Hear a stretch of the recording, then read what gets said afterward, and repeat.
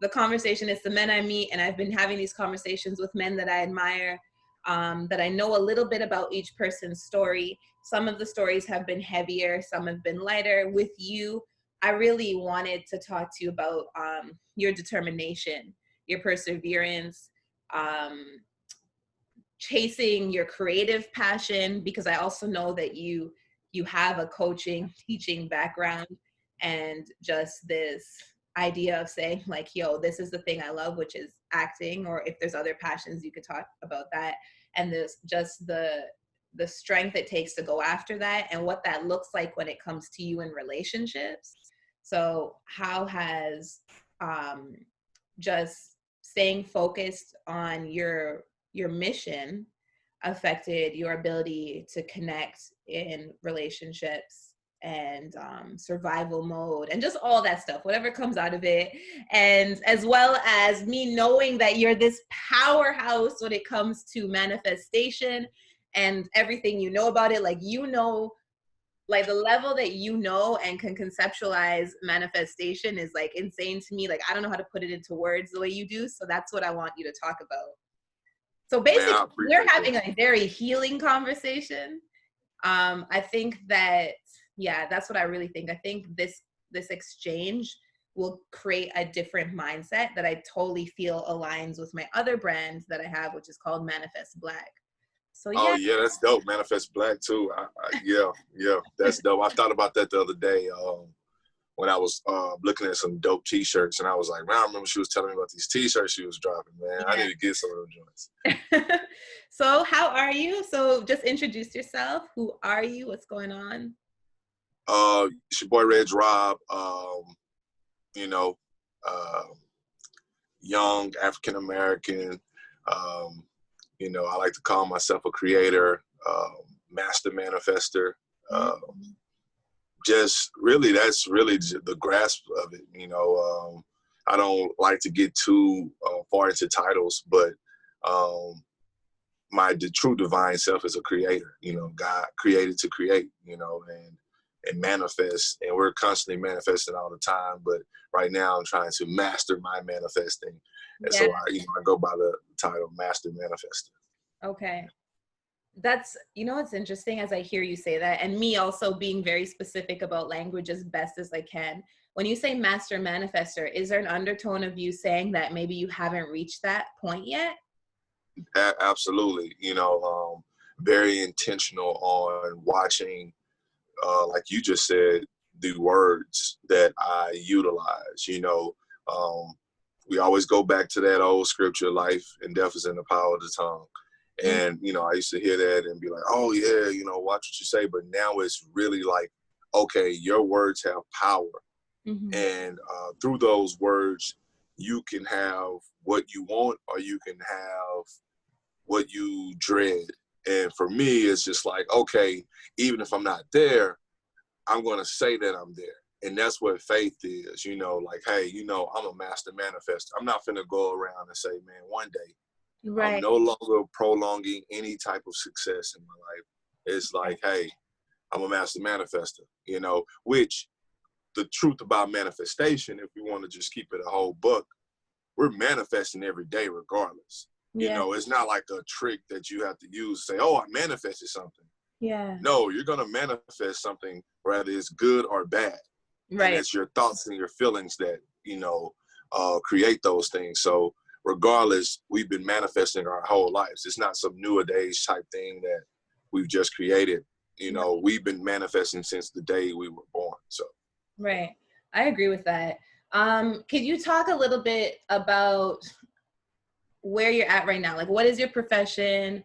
I know what it is, but just, you know, big yourself up a little bit for me. Tell the masses where you've been, what you've been doing, and then we'll get into what that journey has looked like. Dope. You know, I appreciate that. I've been working in film for about the last 10 years or so. Been doing scripted television, drama, you know, television for about the last 10 years. So for me, you know, working on projects with, most notable Black Lightning, season 2, Did some recurring roles on there, working with Tyler Perry on the Have and Have Nots, some recurring roles on there. Did a project with BT Plus recently with Paula Patton. That was, a really good project.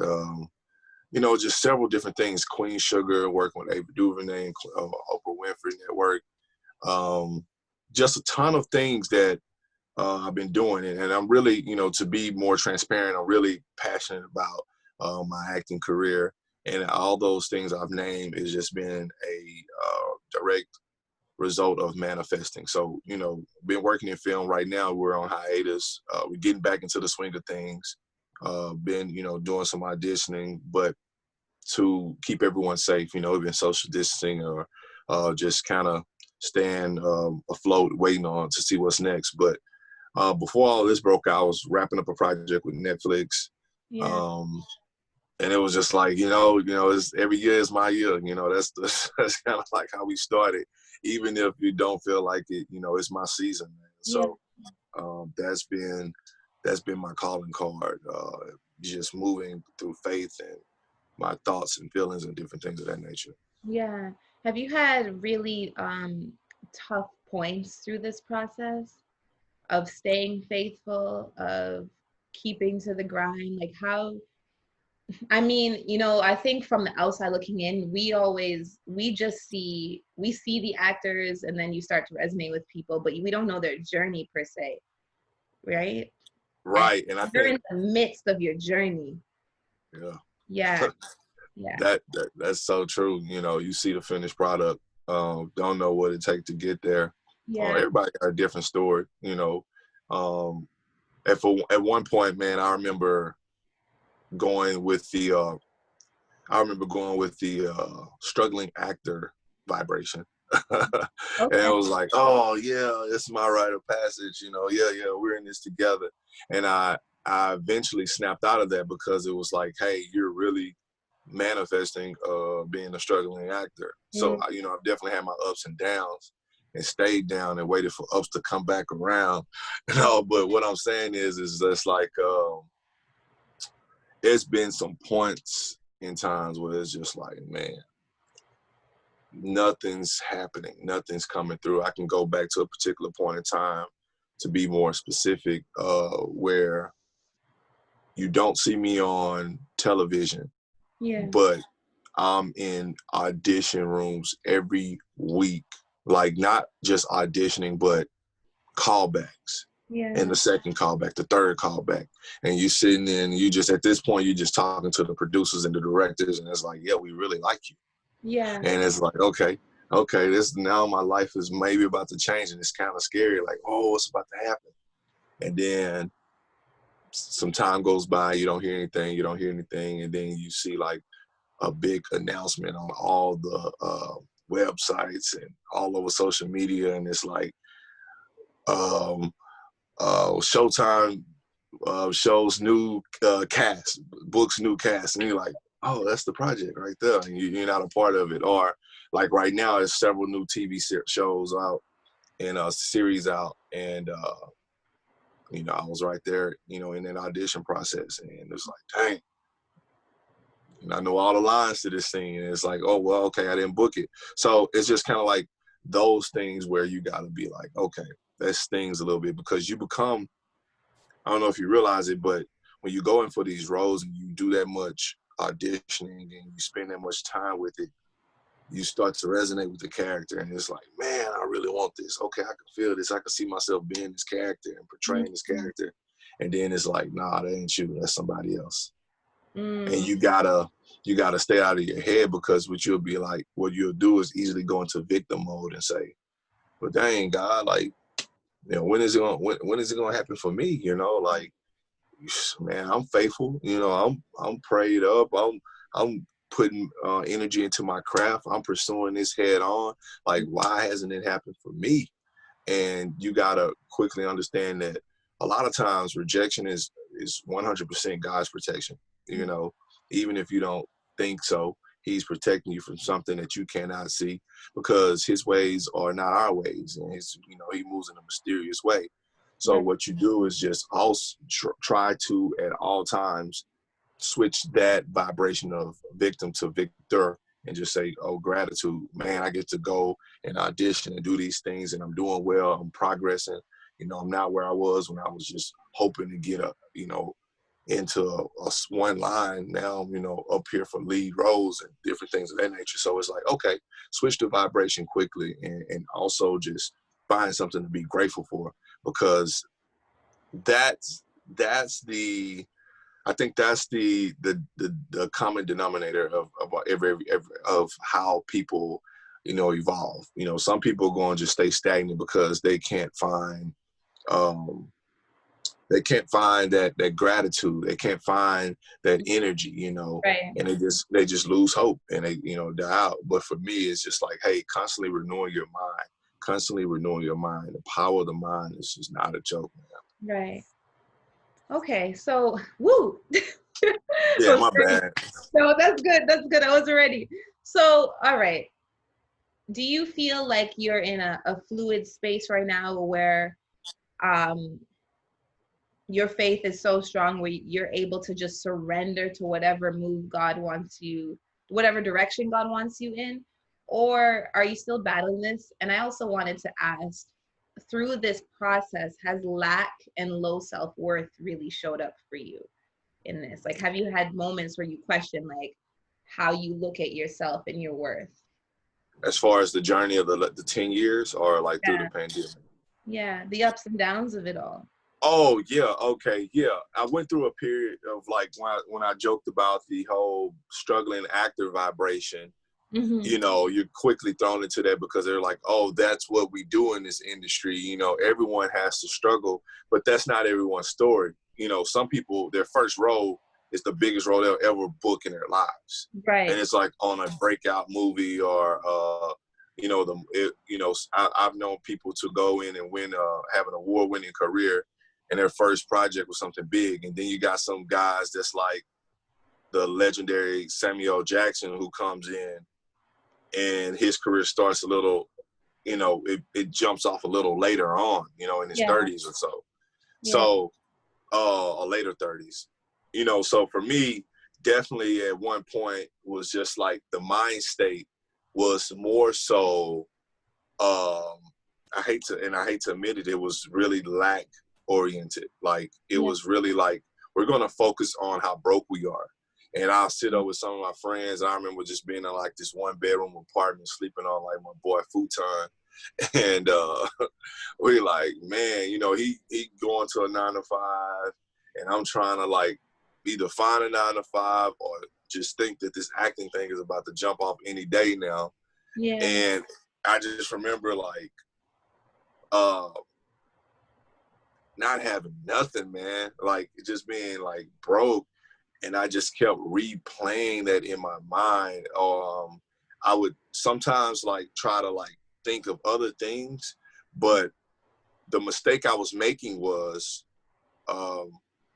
when you're in that state of lack and that state of like not having anything, the worst thing you can do is focus on that and magnify that even more, because what you think about or what you feel is what you attract.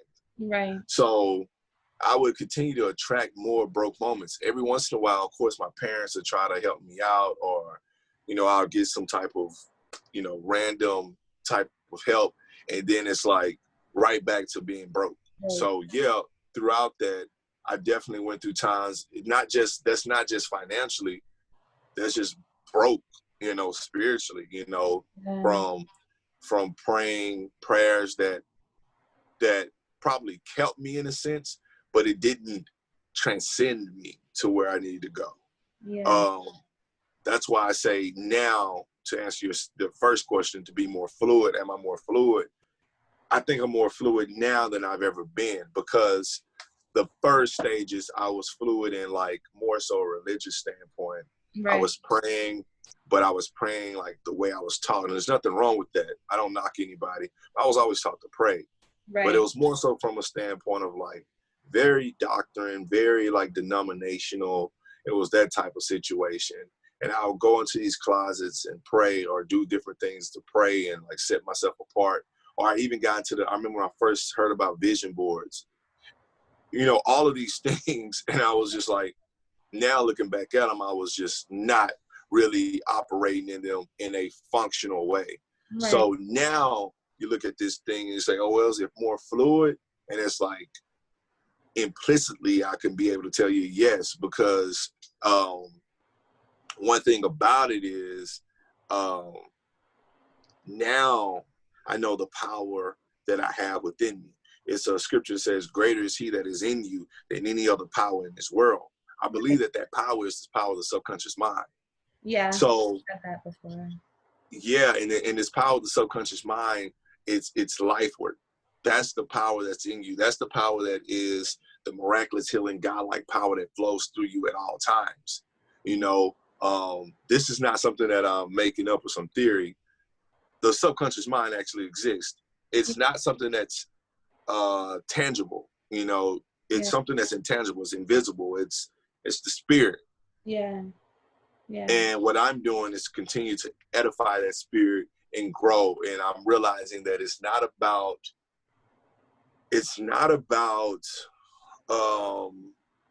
your religion.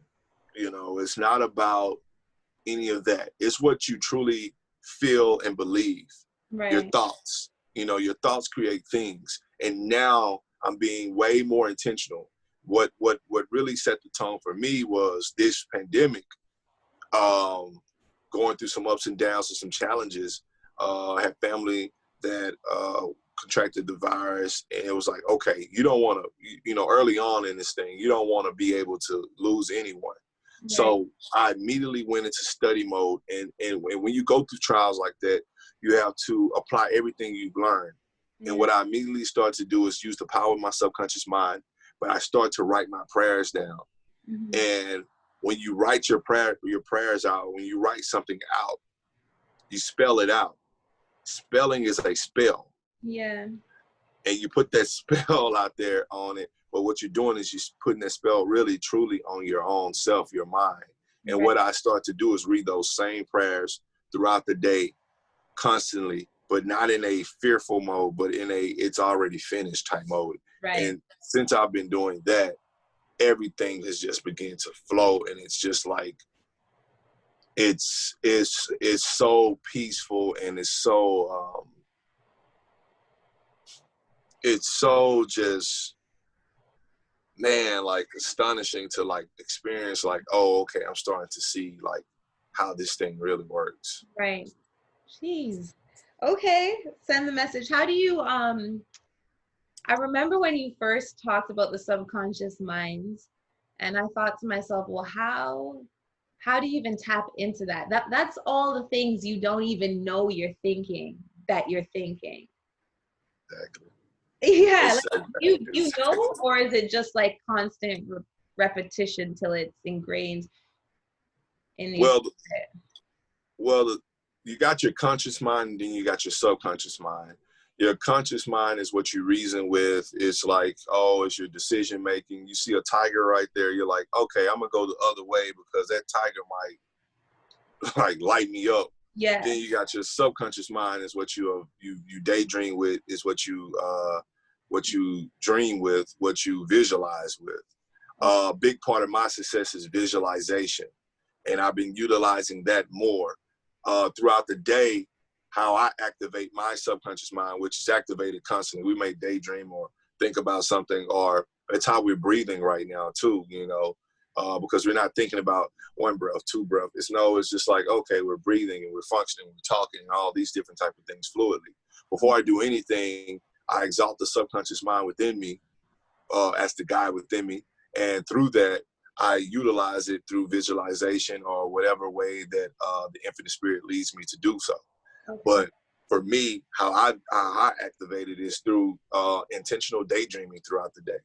I will take out like 5 to 10 minutes, and I should do it more and more, but I will intentionally sit up and think about the best possible scenario that I could be in.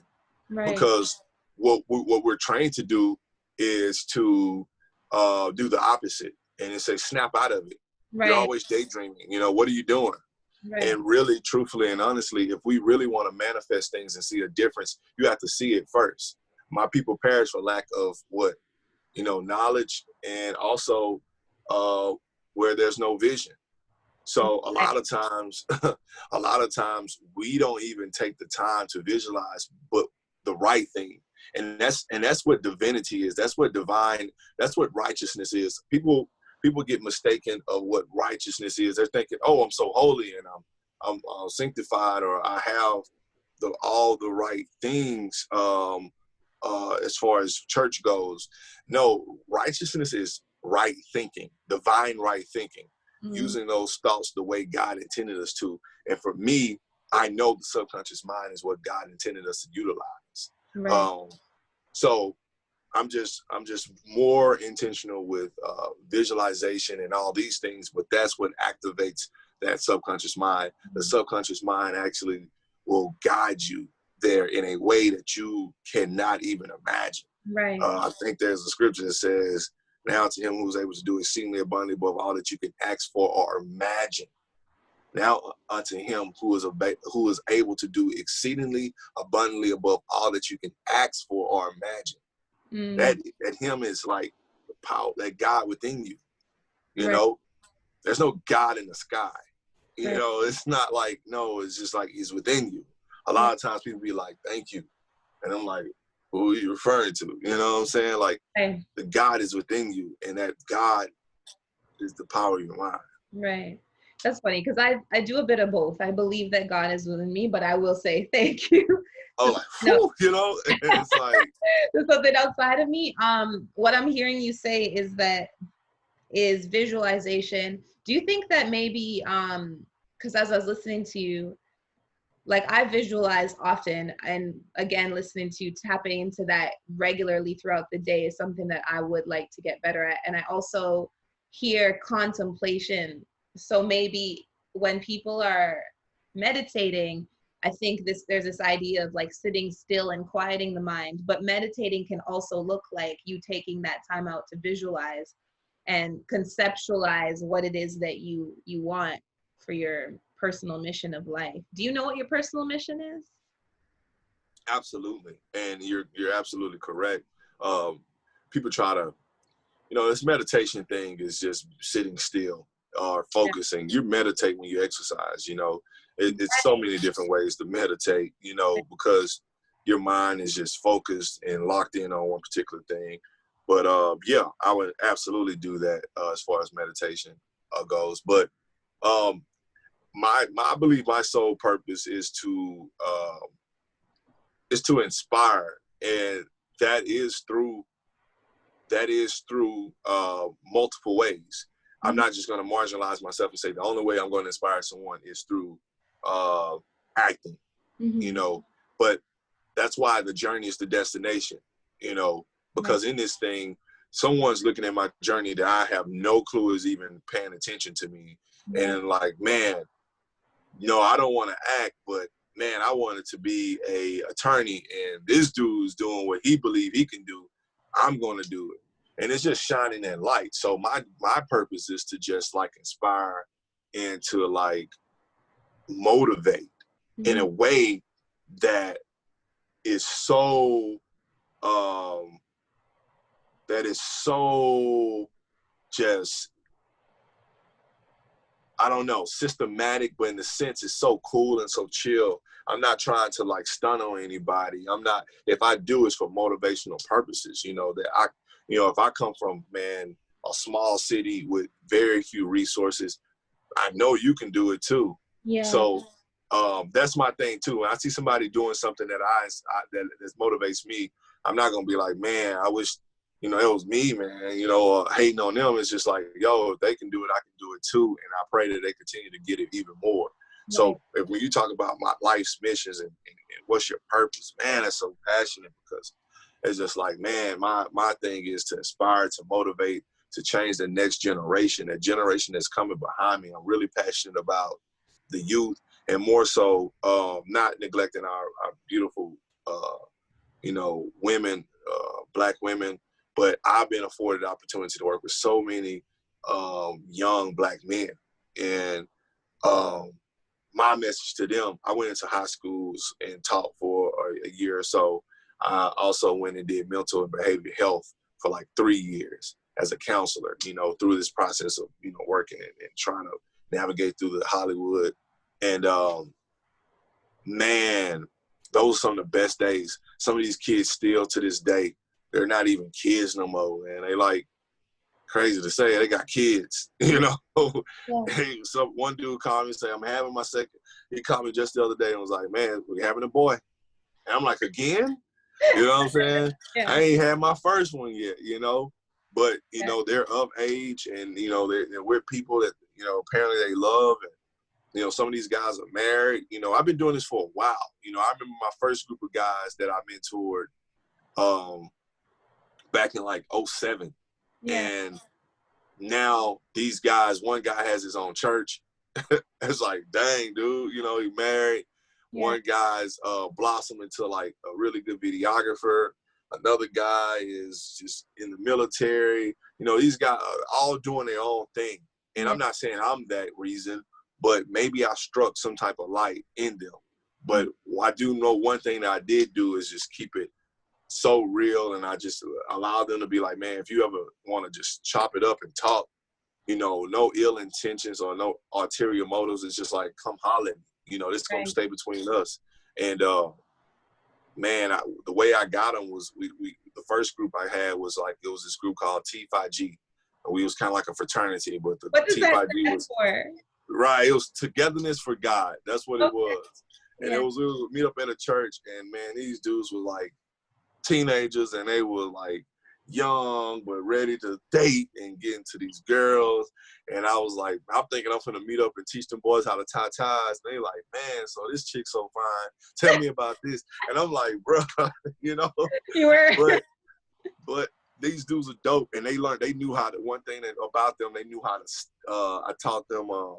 We learned the art of stepping. You know, that's a lot of black fraternities, and we would travel across the state and just like perform, and these dudes would put on shows, and some of them went on to join fraternities and, you know, graduate from college.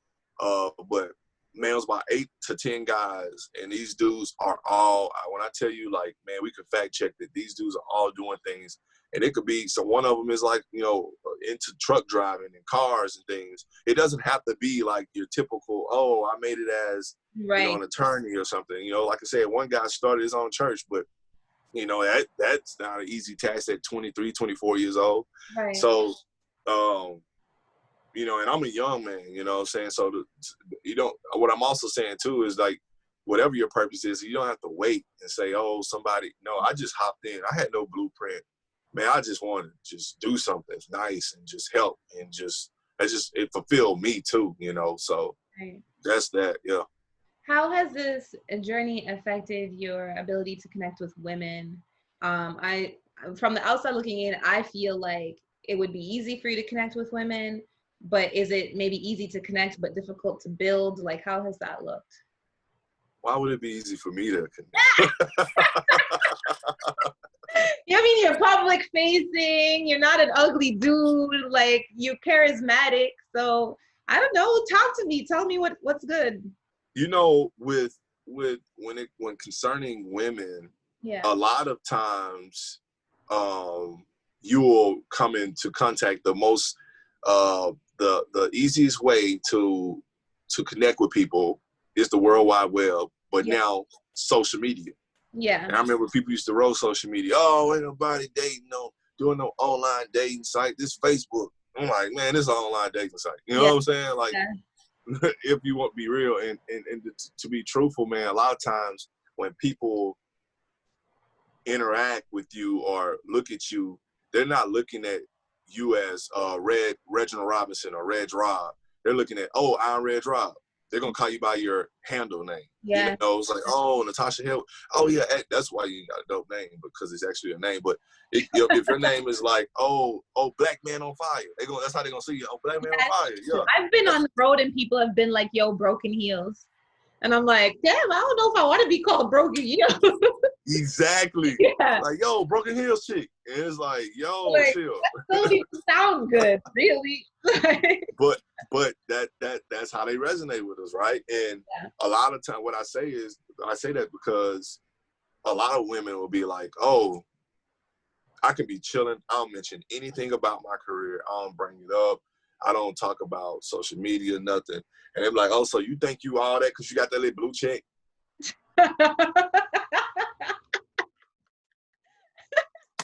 And I'm like, I didn't even bring that up. And that's why, Tosh, I have to constantly renew my mind and be even more humble, because the old me would probably try to like get into this kind of back and forth thing. Yeah. And next thing you know, we're kind of like, we're at it.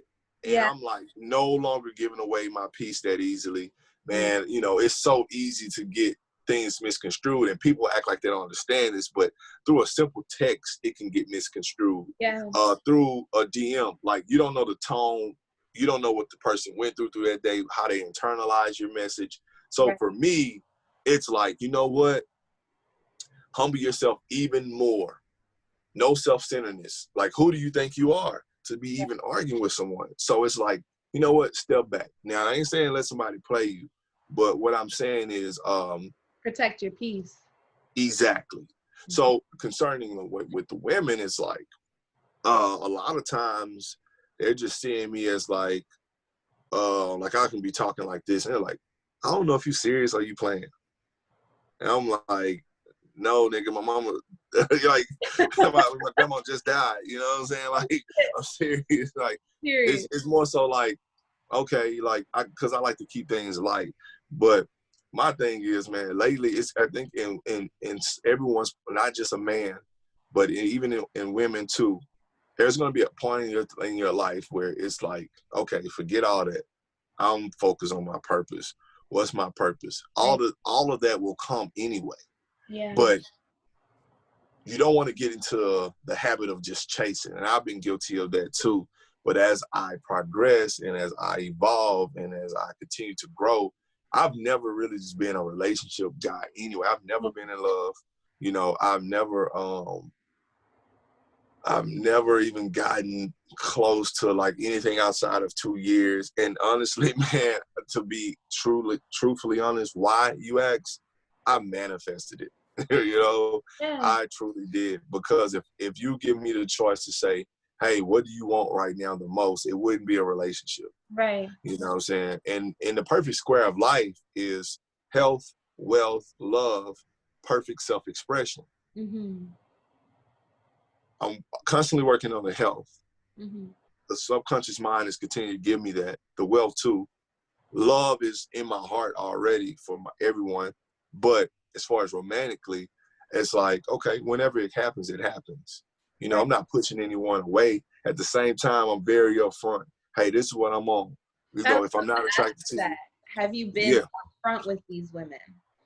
Absolutely. You know, and I'm not perfect at the same time. I'm not trying to say, oh, you know, man, I'm trying to be a gentleman about it. But it's like I've been in a situation where it starts off like when everything's cool when everything's brand new. And, you know, I got that from one of my homegirls. We did this play, but she said everything is cool when love is brand new. And the thing about that is, when it's fresh and it's convenient for everybody, and you like up front, like, hey man, look, you know, I work in this, you know, on film, and you know, I'm kind of like focusing on that. I'm putting my energy towards that. You cool? I don't want a relationship, but hey, we can, you know, chop it up if that's what you like. Oh no, I ain't tripping. Whoa, it's cool. They don't listen. I'm in the same space, and to keep it real, I never thought that I would actually hit this point where I woke up and was like, yo, I really don't want a relationship. I just want to continue building this business. And now as I meet men and they're pursuing, and I'm like, just so you know, this is my focus. I can't give you the time.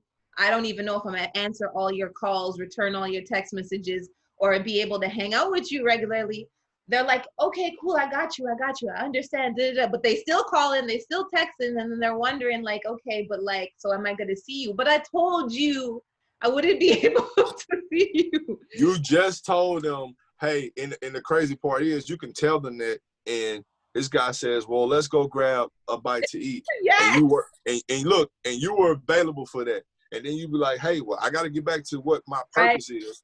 And you know the reason that these guys are so attracted to you, outside of your beautiful hair and smile and all of that, the reason why, Tosh, is because you have a light inside of you. Right. And it's so evident, it's so attractive. But not only that, you're on your purpose. And when you're in your purpose, it just attracts all type of people. Yeah. So you just were very upfront with them and saying, hey, you know, that's cool if you're okay with this. And then as soon as something don't go their way, what happens with me, it seems like lately, either they delete your number or they unfollow you. Okay. And I'm like, wait, why did you unfollow me? And say, I'm not upset. Yeah, and they say, oh no, I'm not upset. And it's like, okay, all right. And you gotta kind of like keep it moving forward though, because it's like, you know, in your mind, hey man, I know that I wasn't trying to be rude, and you know, I didn't take advantage of this person, because I was upfront and say, hey, you know, I be doing this, I be moving in a lot of different ways, and then they'll come and say, well, dang, I don't never hear from you though. I think I'm in the space, to keep it real with you, where I'm transitioning. So the old me, as I've been putting it, is still wants to chase this potential relationship, still wants to chase the idea of having the man and building and potentially building with a partner while still doing my business. But everything God is showing me, God is saying, no, Tasha, I need you to focus and need you to stay in your lane right now. It's going to happen. I don't think that I'm destined to be single forever. And it's going to happen. But we're used to the way we navigate things. And at times, maybe on a random Friday night when I'm free, I want to go for a walk or hit up a movie and have company. But how do you do that without that person feeling like you're using them or taking advantage, or them building a deeper connection that you've been saying you're not ready for? Absolutely. And the thing is, I think that has a lot to do with their on path, because you're in control of your happiness, you're in control of your path, and I think as long as you're being upfront and that you're not leading anyone on, that's kind of the thing I hang on to. It's like, I'm upfront, I'm gonna tell you how I feel. You know, like you say, some days I might very well want to talk to you every day. And then it's like, some days I can't. Like, it's literally days where it's like, you got so much time. You wake up, you got to work out, you got other things. And then it's like, hey, you got to go memorize 10 pages of information. Right. You don't have time to just sit up and be like, you know, that type of thing. Or you got to go record a coaching session or stuff. It's a lot of things that people don't see that you deal with. You know, people can't like see. And then there's this part where when you're being just completely transparent, but at the time they don't see, like, when you're this powerful, and I know that I'm a powerful person and you are as well, when you're as powerful as someone like yourself, you have to go and recharge. Right. And a lot of people don't get that. And it's like, hey, I gotta pull back. Like, I can't just constantly be turned up and out and about and just going. It's like, I gotta pull back, recharge, and I promise you this will be better for everybody. And if they can't understand that, if they can't give you that, then honestly, they don't deserve to even be in your space. Be in your space. I agree with that. I think the learning process for both of us is how it's communicated, and then exactly what you said. I think you made a really good point in saying that, where are they at in their journey? Because if they're ready for a relationship and you're explicitly saying, I'm not ready, this is not the phase I'm in, then we need to just end this conversation right now. We need to, because I might not be your blessing, and that's what I'm okay with.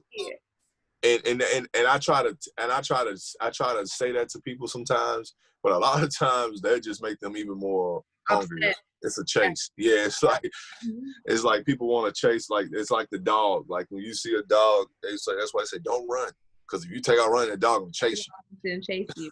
Yeah, That's true. All right, so you haven't even really hit the space of attempting to build with somebody while you're on this process. You're very one track minded in regards to your passion. Yeah, and no. I mean, I'm guilty of a few entanglements, lack of better words. For Why lack does of the better word have words. to be the word? You know, it just goes as so much as social, you know, media is running with that or whatever.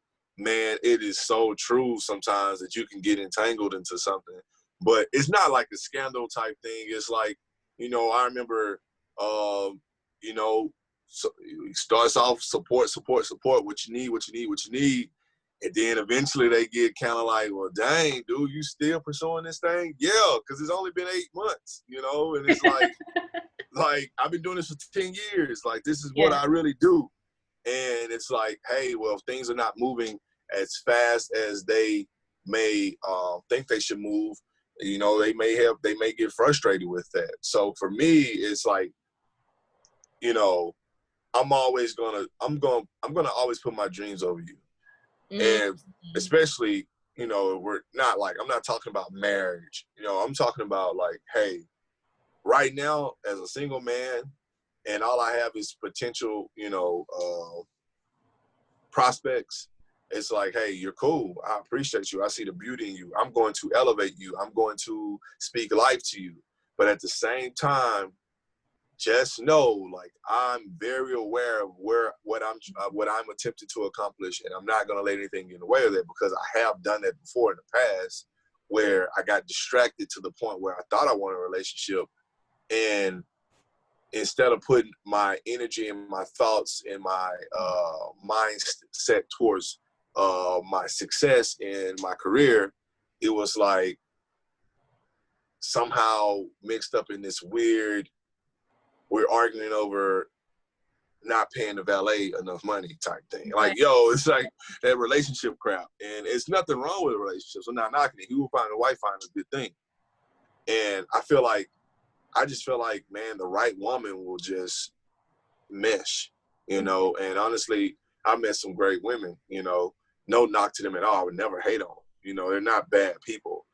But a lot of times it's about timing, and it's just about being in the right space. And honestly, they could have been the perfect woman, but it was just the wrong time for me, you know? I think the tweetable that you said is, I'm not putting my dreams over you. And I think that, I don't know, that to me, and No, I'm going to put my dreams over you. yeah, sorry. Yeah, you'll put your dreams over you. Yeah, I got that all Yeah. wrong. Yeah, but I think that that's super honest, and it could offend, again, a person. It will definitely offend someone, because we live in this society where it's the council culture or whatnot. Mm-hmm. And, you know, here's the thing. When you're dealing with someone as mature as we are, I think, not just trying to glorify, but it takes a lot to get to there. And you know, you've told me some of your story. Yeah. I just think that you're extremely mature when it comes to these things, spiritually, just relationships, emotionally, different things of that nature, right? When you tell somebody like something like that, like, hey, well, you know, I already told you what it is, man, and I'm gonna choose this. They kind of immediately go to that, well, you ain't about to play me. Right. There's a defensiveness. But what you're doing is you're hitting their own lack in self-worth, because they don't understand that. And just like you said, what is their passion? What's their dream? Why are they not allowing their own dreams to trump? Because the reality is too, is like, I've always looked at this, and I don't never know how to explain it properly to a man, to be honest, is like, I'm very particular about who comes into my energy space, force field, because I'm concerned, are you going to block my blessings? And I've dated somebody who, the greatest person ever, and I have love for him, but like, I wasn't elevating in my dreams the level I could be, because his energy was just blocking my blessings. That's so true, man. And the thing is, that comes into when you choose to also who you choose to become physical with, because, and what I mean sexual, because if you're connecting with this person and you got all this positive energy, they're just draining you of their energy, because it's just like, you know, sometimes a person can be absolutely gorgeous. Mm-hmm. Everything that glitters not gold. And you could be like, oh, this person is just physically attractive, but emotionally they're trash. You Yeah. know, I hate to say it like that, or spiritually they're just not there yet.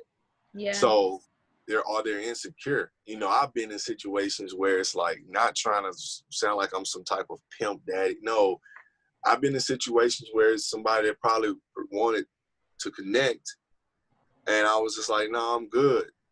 And I had to go deeper and explain, like, hey, it's not that you're not attractive. It's that I know that that's not what I ultimately want. And the thing about a person that knows what they want, it's like things become less attractive, or they're not really like distracted as much. Right. So you can get that instant gratification and go over there and be led by the flesh and like lead this person on. And a lot of times people are still like, you got to realize you're meeting them where they're at.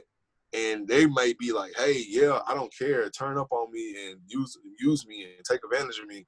And then I'll cry about it later. And I'm like, no, I'm not trying to do You're that. not trying to do that. Exactly. Because it leaves you in an empty place. And it's like, I don't need all of these. I know we joke about entanglements and all these different type of things, and I've been guilty of it. As far as like entanglement is not a bad thing. I'm just saying, like, I'm not a married man, so it's not bad for me. But I'm saying, like, you don't want to pick up all these attachments. Like on the road to success, it's like, yo, it's a road and you got to pursue it. And it's like, stay on it. And like, you got to be laser. I think you just got to, it's not even just being laser focused. It's really now is just allowing God to help me. So God is my GPS and all these different type of things. And I ain't gonna lie, I'm not like this. I'm more so like this now. I'm chilling. I'm just looking and I'm driving and I'm whipping through and I'm enjoying it. And like, the sunroof or the panoramic is open and like the wind is blowing and I'm on the road to success. And it's like, man, I really love this. And I'm allowing God to guide me. He's my GPS. He's my, you know, he keeps me on the right speed as well. You know, he's just basically the car drives itself. And then it's like, you can't keep pulling over every time. And picking up people. And picking up people like, yo, you know, some people be out there on the road and they be serial killers, and it's like, yo, you good? You need a ride? Yeah. And it's like, and then you chilling and lean back, and they trying to cut your throat. Yeah. It's like, yo, stay focused. Sometimes it is good to connect and pour into somebody and be like, okay, I feel like this person is necessary. Yeah. And then sometimes it's like, yo, man, you got to keep it moving. Yeah, my analogy is more like foster care. I'm trying, I realize I'm like, maybe I'm not allowed to say that, but because there's real people who've been in foster care. But I do feel like men, I'm a very vulnerable, safe space. I work in that of work, and I have to be cognizant of men who want to attach to me and want to treat my space, my home, as foster care, and are looking for me to could serve them. No, you, I promise you, man, you do have like this energy that's just like very safe. Bigging me up in this conversation. Thank you. No, man. I have to, because in meeting you, I met myself at the same time. It was like so refreshing to just meet somebody that was willing to do the work within. Right. And then like we could be on some crazy talk and just be chopping it up, laughing, and then we can switch it up like quick, and you can just like really shake me back, and I'll be like, man, it's just like, it's really brilliant. It's really also, again, refreshing to meet somebody so intelligent, so smart. It's just like the way you just put stuff together, and it's like, dude, it's not that complicated. Something I may have complicated is just like, yo, no, dude, stop. And that's it. Like that. And it's like, yeah, and it's like, man, it's needed. That's why I say, I know guys are just like, yo, trying to do whatever they can to get into that space, because to be real, it's not a lot of women out there like that, and they probably tired of or tired of pouring into these empty spots, but at the same time, they can't empty you out and not pour into you too. So but that's the trick. I do think that there are women out there like that, but to the point we were making earlier is is the clarity of the vision. And I think, from just to speak up for my sex, is that I think that it's ingrained in us to want to pursue marriage, children, to have a family. Our bodies are speaking to us to have children, etc. And we a lot of us are stepping into that zone of being entrepreneurs and pursuing a passion. I say this to the women I coach all the time, that our markers of success often look like, how much money can we attain? Like, do we have a brand? Did we build a business? But part of that conversation is, are we in a happy, healthy relationship? Do we have a man? Do we have children, etc.? So we don't feel successful if those two areas are not aligned. And there's a lot of women whose main only focus is to have a relationship and build a family. There's a lot of women who don't have outside passions. So whether that's ingrained in them because of society, or they grew up in strong family structures and they desire that, or they grew up in weak family structures so they desire it. A lot of women have the goal of, I need a partner, I want children, and they don't see anything else outside of that. So the light is there within them, but they won't recognize or resonate with your light, because you're on a totally different path. Though all those other things, I don't even know, and I mean, it's a whole different conversation, but you've never really spoken of like truly desiring like children and a family and stuff, because you know where your head is at. And maybe you need to sort all that out, I don't know, but it just means the two lights are pointing in different directions. That's all. Yeah, and I know it'll eventually get there. You're right about that. It's like, man, it's like, do I want a baby right now? I was like, no, you know what I'm saying? like, you know, I'm too, you know, kind of like engulfed in this, but, you know, I'm not even knocking marriage. You know, if it happens right now, it happens. But what happens too is there's no such thing as a free lunch. Right. And what I mean by that is everything has a price. And if you're going to be successful, it's going to come with a price. Yes. That typically that price is your attention and your thoughts and what you spend it on. And for me right now, my not my every waking second, I think right now is on self empowerment and like self-expression, and it's on health and wealth. And right now during the pandemic and all these different type of things, it's just like keeping my mind whole and saying that, oh, the miraculous healing power of God flows through me, and not focusing on lack, and not focusing on unemployment, and not focusing on disease or dis-ease. So everything has a cost. What are you attempting to do? What are you attempting to accomplish? Through those things, you're going to pay a price. And if that price is your time and your energy, for instance, that woman who does want to be in a marriage, or she wants to have a family, well, eventually she will have that thing, but it costs. And it's like, oh, okay, you know, I'm still probably able to pursue something, but now that I have kids, I have to split my time. Right. You know what I'm saying? It's a cost, you Right. know, and it's like, hey, okay, well, I can't do as much as I once did because, you know, taking care of a newborn and a toddler and then a terrible twos or whatever it may be, you know, or, hey, I have a marriage and now I have to bring in my partner and we have to mesh. And, you know, of course we're one, but hey, you know, how will we evolve? Not saying that you can't, but everything has a cost. Like for me, okay, right now I'm pursuing, you know, my goals and things of that nature, but it's like, hey, what does it cost you? Because, you know, while you were doing this, maybe you didn't notice this person, you know, whatnot. You know, not saying you can't have both. You know, I've never marginalized anything or anyone, but there is a cost. And, you know, there's no such thing as a free lunch. You're going to have to pay in some type of way. Right. So I want to wrap us up. So I ask everybody these 3 questions.